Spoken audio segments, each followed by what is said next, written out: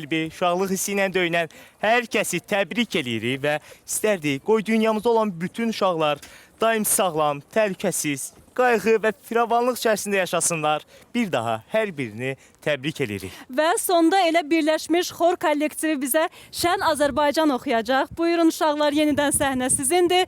Bayramınız mübarək olsun. Bayramınız mübarək.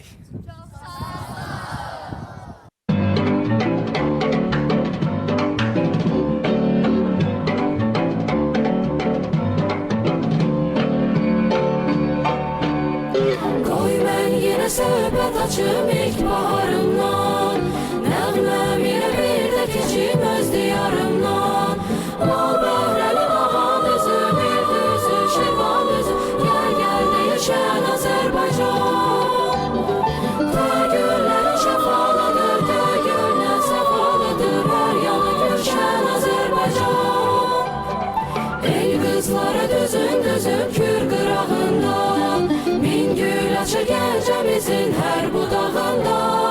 Dost elləri Qarabağın dağı qarlıdır, genç ölləri bu torpağın xoş baharlıdır. Bal bərləri Muğan düzü, Mil düzü, Şirvan düzü, gəl deyir şən Azərbaycan. Təgülləri şəfalıdır, təgüllə səfalıdır, hər yanı gülşən Azərbaycan.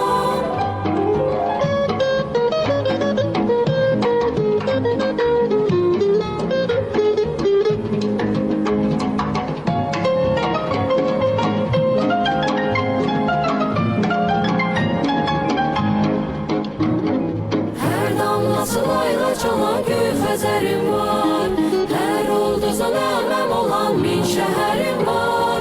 Keçdim yenə çiçək hər mahalımdan, öz yurdumu doymaz ürək üzvə salandan. Bal bəhrəli Muğan düzü, Mil düzü, Şirvan düzü, gəl deyir şən Azərbaycan. Tərgüllərə şəfalıdır, təgəllə səfalıdır, hər yanı gülşən Azərbaycan.